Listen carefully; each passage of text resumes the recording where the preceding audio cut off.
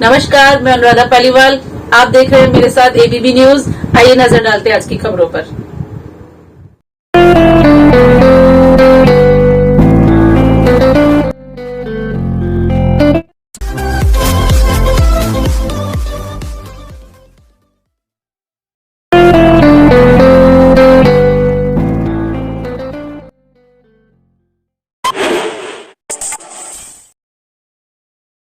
ये पूरा मामला क्या है? क्या मामला, किस लिए आप यहाँ पे इकट्ठा हुए? ये सर विधायक दीदी के द्वारा ये जो है मुख्य गली का निर्माण कार्य होना था, जो MR इंटरप्राइजेज आशीष चौधरी ने इसका ठेका लिया है। उसने जब से ये कार्य यहाँ से प्रारंभ हुआ है तभी से पुरानी ईंटों का प्रयोग कर रहा है, सीमेंट नहीं लगा रहा है, मनमाने ढंग से कार्य कर रहा है। मना करने के बाद भी काम को रोक नहीं रहा, ज़बरदस्ती काम कराया जा रहा है। कह रहा है मैं ठेकेदार हूँ या तुम ठेकेदार, तुम कौन होते हैं यहाँ काम रुकवाने वाले। तो आज कुल मिलाकर के हमने सभी लोगों को कहा कि भैया देखो ऐसा हो रहा है हमारे साथ में। हमने न्यूज़ चैनल जी हमने DM साहब को शिकायत दे के आए हैं और DM साहब को CDO साहब को दोनों को हमने, और हमने मुख्यमंत्री पोर्टल पे भी जो है इसकी शिकायत दर्ज कराई है।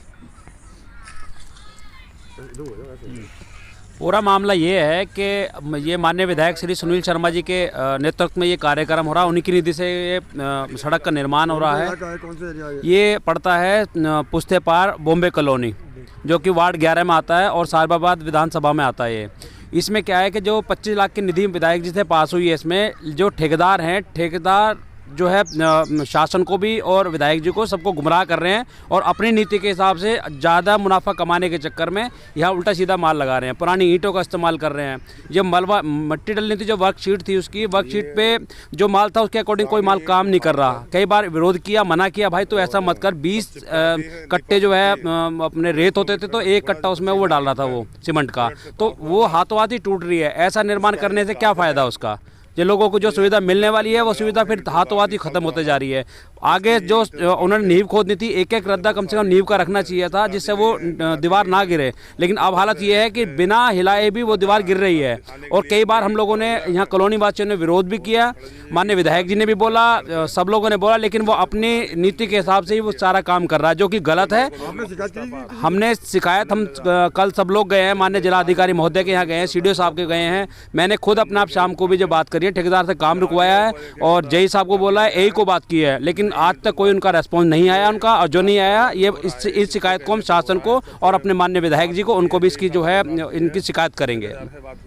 विकास कार्य क्यों रुकवाया आपने? बनना था, क्यों रुकवाया आपने? ये विकास कार्य इसलिए रुका है क्योंकि ये अपनी ईंट भी नहीं लगा रहा। ये हमारा पुराना खरंजा जो था 15 साल पहले जो लगा हुआ था, उसी की ईंट निकाल कर और इसी में ही लगा रहा है। हमने इसका विरोध किया कि ये ईंट पुरानी जो लगी हुई है ये मजबूत के लिए सही है, आप इसके ऊपर आप अपना नया ईंट लगाएं।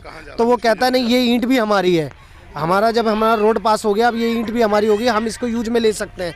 हमने इसकी शिकायत जो JE आते हैं उनको भी की, उन्होंने बिल्कुल नहीं रिस्पांस दिया और वो आते हैं और फिर कुछ नहीं बोलते चले जाते हैं। इनकी JE की और इन लोगों की सबकी सेटिंग है।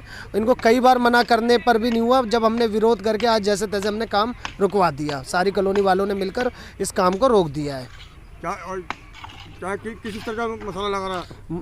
इतना गंदा मसाला लगा रहा है। आज तो इसने ये डस्ट यूज नहीं कर रहा, बस रेत पर प्लस्तर कर रहा है। सीमेंट भी 20 तसले पर जो हमने देखा, एक बोरी सीमेंट यूज कर रहा है। इतना हल्का है कि आप देख सकते हैं पीछे कि ईंट हाथ मारते ही अपने आप निकल रही है। आप देख सकते हैं नाली का जो है विकास हुआ है। दिया, मगर मेरे बेटे की सुनने की समस्या का कोई समाधान नहीं मिल रहा। अब तो लग रहा है ये कभी नहीं सुन पाएगा। अरे तो तुम हर्ष ENT हॉस्पिटल क्यों नहीं लेकर जाते उसे? यहाँ के डॉक्टर्स ने प्लेटलेट रिच प्लाज्मा नाम का इंजेक्शन तैयार किया है, जिससे कान के पास की नस में इंजेक्ट किया जाता है, जिससे सुनने की क्षमता बढ़ जाती है। और अभी तक 1000 से ज्यादा लोगों में इसे लगाने से सुधार देखा गया है। तो अगर आपके आसपास या परिवार में कोई ऐसा है जो सुनने की समस्या से परेशान होकर हार मान बैठा है, तो आज मिले डॉक्टर B विद्यागी से। हर्ष ENT हॉस्पिटल, C43